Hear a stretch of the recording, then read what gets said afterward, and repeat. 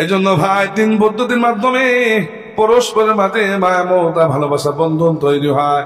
1 নম্বর বললাম কিসের বিনিময়ে? সবাই বলেন সালামের বিনিময়ে।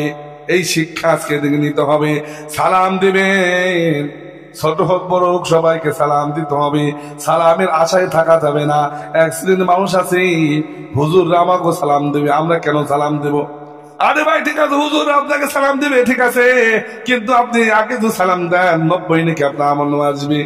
আরে ভাই সালামটা দিয়েই দেখেন, আসসালামু আলাইকুম ওয়া রাহমাতুল্লাহি ওয়া বারাকাতুহু।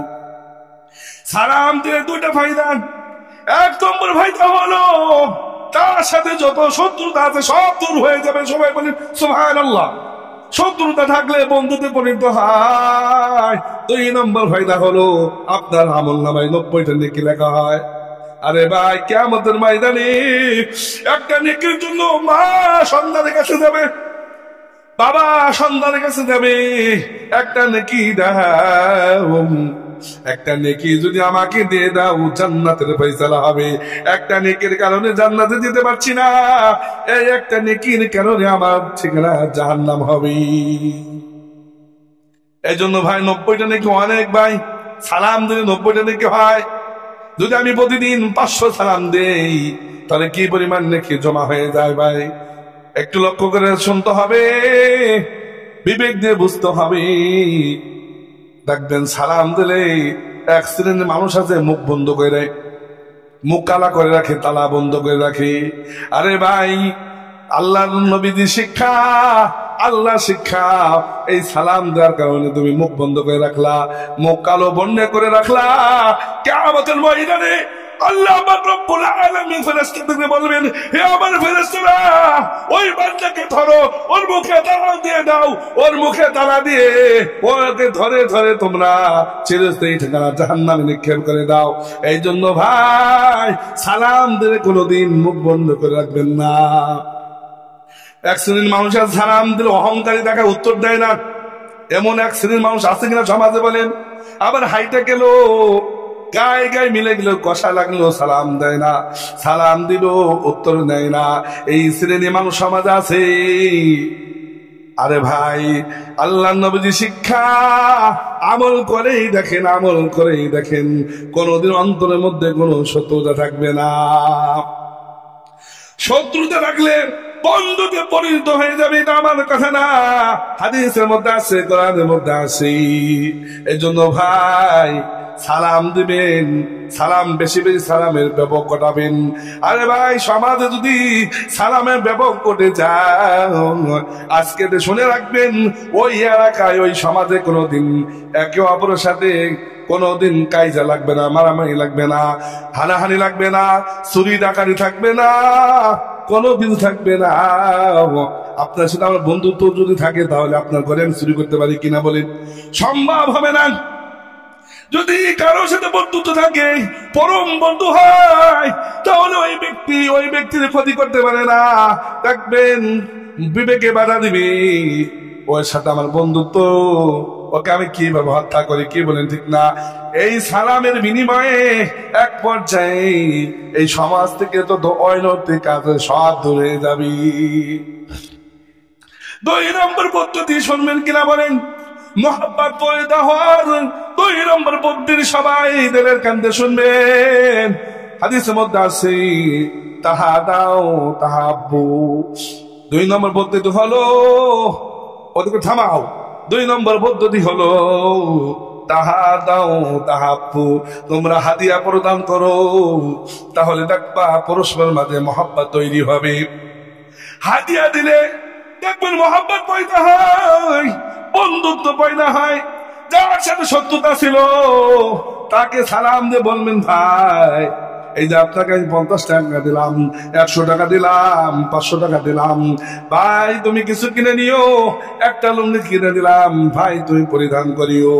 এইভাবে আজকে সমাজ প্রতিষ্ঠিত হইতো, সমাজের মধ্যে কোন ধরনের অনৈতিক কাজ হইতো না। অন্য হাদিসের মধ্যে আছে তাহাদাও ফাইনাল হাদিয়াটা তুযহিবু আহরাস সুদুরি। হাদিয়া দিলে কি হয় জানেননি?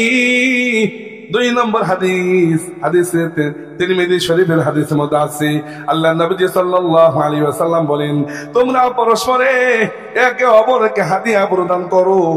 কেননা হাদিয়া দিলে কি হয় জানোনি? দিলের মধ্যে যত গ্লানি আছে, যত খারাপিয়াত আছে, সব দূর হয়ে যায়। দিলের মধ্যে যত শত্রুতা আছে, হাদিয়ার মাধ্যমে সবগুলো দূরীভূত হয়ে যায়। আপনার সাথে দেখা, ভাই বসেন এক কাপ চা খান, ভাই কেমন আছেন, অনেকদিন ধরে দেখি না, তোমার শরীর স্বাস্থ্য কেমন আছে, তোমার মনটা ভালো আসেনি, এইভাবে যদি কথার মাধ্যমে বিনিময় করি এবং যদি তাকে কিছু হাদিয়া দান করি, দেখবেন কোনোদিন আর শত্রুতা তৈরি হবে না।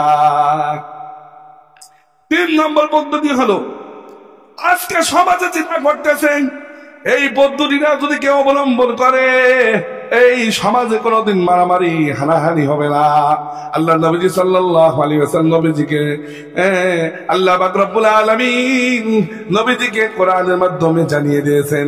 এটা আমার কথা না, 24 নম্বর পারার 19 নম্বর পৃষ্ঠায় আছে। সবাই বলেন কোন পারার? 24 নম্বর পারার। সবাই বলেন কোন পারার? 24 নম্বর পারার 19 নম্বর পৃষ্ঠায় সূরাতে হামিম সিজদার মধ্যে আছে, ইদফা বিল্লাতি হিয়া আহসান ফাইদাল লাযী বাইনাকা ওয়া বাইনাহু আদাওয়াতুন কান্নাহু ওয়ালিয়্যুন হামীম।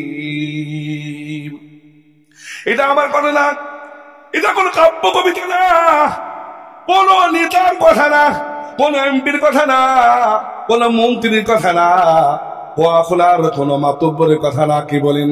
এটা কার কথা? সবাই বলেন এটা আল্লাহর কথা, আল্লাহর বাণী। দিলে কান লাগায় শুনতে হবে। ইদফা বিল্লাতি হিয়া আহসান। যদি কেউ তোমার সাথে খারাপ আচরণ করে, যদি তোমাকে গালি দেয়, যদি তোমাকে থাপ্পড় মারে, যদি তোমাকে গালিগালাজ করে, তোমার সাথে খারাপ আচরণ করি, তাহলে তুমি তার সাথে তেমন আচরণ করো না, তুমি তার সাথে খারাপ আচরণ করো না, তুমি তার সাথে ভালো ব্যবহার করবা। ভালো ব্যবহার করলে কি লাভ হবে জানি? কেউ যদি আমাকে গালি দেয়, দেখবেন আমি যদি কই ভাই তুমি তো বিষয়টা বুঝতেছো না, তুমি কেন গালি দিচ্ছ, যদি আমার অন্যায় হয় তুমি আমাকে ক্ষমা করে দিও, আমাকে মাফ করে দাও। আমাকে যে হাতে থাপ্পড় দিয়েছে, সাহাবায়ে কেরাম আদর্শ ছিল। সাহাবায়ে কেরাম বলতেন, ভাই আপনি আপনার হাতে ব্যথা পাইছে কিনা? আপনাকে যদি থাপ্পড় দেয়, আপনি যদি বলেন ভাই আপনি আপনার হাতে থাপ্পড়, যে হাতে আমাকে থাপ্পড় দিয়েছেন সে হাতে ব্যথা পাইছেন কিনা? আল্লাহ রাস্তা আমাকে ক্ষমা করে দিয়েন। এই আদর্শ যদি আজকে তৈরি হয়, কোনদিন শত্রুতা তৈরি হতে পারে না। কি বলে? সাথে সাথে তার দিলের মধ্যে আঘাত লাগবে, যে ওকে আমি থাপ্পড় দিলাম, ওকে আমি গালি দিলাম, ওকে আমি মারপিট করলাম, অথচ আমাকে বলছে ভাই আপনি কষ্ট পাইছেন কিনা, আমাকে ক্ষমা করে দিয়েন। এই কথা যদি বলে, কঠোর হৃদয়ের ব্যক্তির মধ্যে একটা মায়া মমতা ভালোবাসা তৈরি হয়ে যায়। সাথে সাথে বলবে ঠিক আছে ভাই, যে ব্যক্তি থাপ্পড় দিয়েছিল, এই কথা শুনে দেখবেন তার চোখ দিয়ে অশ্রু ঝরবে, কান্নাকাটি করতে থাকবে, হায় আফসোস, হায় আফসোস। ঠিক আছে আমি তোমাকে ক্ষমা করে দিলাম, ভাই তুমি আমাকে ক্ষমা করে দিও, আমি অন্যায় ভাবে তোমাকে থাপ্পড় দিয়েছি, তোমাকে আর কোনোদিন আমি অন্যায় ভাবে থাপ্পড় দেবো না, আমি তোমাকে অন্যায় ভাবে গালি দেবো না, তুমি আমাকে ক্ষমা করে দিও। সঠিক বুঝ আমার চলে এসেছে। এই জন্য ভাই দিফা বিল্লাতি আহসান, এইভাবে যদি আমরা মত বিনিময় করি, আল্লাহ পাক রব্বুল আলামিন শিক্ষা দিয়েছেন, ফাইদাল্লাযী বাইনাকা ওয়া বাইনাহু আদাওয়াতুন কাআন্নাহু ওয়ালিয়্যুন হামীম। আল্লাহ পাক রব্বুল আলামিন বলেন, যদি এইভাবে তোমরা করতে পারো, তাহলে পরস্পরের মাঝে যে শত্রুতা আছে সেই শত্রুতা দূর হয়ে আল্লাহু ওয়ালিউন হামীম, তার সাথে পরম বন্ধুতে পরিণত হয়ে যাবে। সকলে বলে সুবহানাল্লাহ। আজকে যদি আমরা এই সমাজে যদি এগুলো ঘটাইতে পারতাম, যে পরস্পর সত্যতা আছে, সালাম বিনিময় করতে পারতাম, হাদিয়া প্রদান করতে পারতাম। যদি আমাকে গালি দেয়, আমি যদি বলতাম ভাই তুমি আমাকে গালি দিয়েছো, এটা আমার কোনো কষ্ট নাই, তবে মানুষের সাথে ভালো আচরণ করবা, ভালো ভালো কথা বলবা। তুমি আমাকে থাপ্পড় দিয়েছো, এটা আমার কষ্ট নাই। তুমি যদি এই কাজ সব সময় করো, মানুষ তোমাকে মন্দ বলবে, মানুষ তোমাকে খারাপ বলবে, তুমি আর কারোর সাথে খারাপ আচরণ করো না। তোমার দ্বারা আমি কষ্ট পাই নেই, তোমাকে আমি ক্ষমা করে দিলাম। দেখবেন ওই ব্যক্তির দিলের মধ্যে, ওই ব্যক্তির প্রতি মায়া মমতা ভালোবাসা তৈরি হয়ে যাবে। আজকে দেখেন সমাজে একে অপরের সাথে শত্রুতা লেগেই থাকে, কি বলেন ঠিক না? একজন আস্তে হাঁটলে গেলের মধ্যে কামড় দেয়, যে ও আমার সাথে এমন করেছে, কি বলেন আছে না? সালাম দিলে মুখ বন্ধ করে রাখে, আসসালামু আলাইকুম ওয়া রাহমাতুল্লাহি ওয়া বারাকাতুহু। আরে ভাই শুনতে হবে সালামটা কি। সালাম মানে কি? তোমার উপর শান্তি বর্ষিত হোক। যে ব্যক্তি আমাকে সালাম দিয়েছে, এই সালামের উদ্দেশ্য হলো আসসালামু আলাইকুম, তোমার উপর শান্তি বর্ষিত হোক, তোমাদের উপর রহমত বর্ষিত হোক, রাহমাতুল্লাহি আল্লাহর করুণা বর্ষিত হোক, বারাকাতুহু আল্লাহর বরকত বর্ষিত হোক।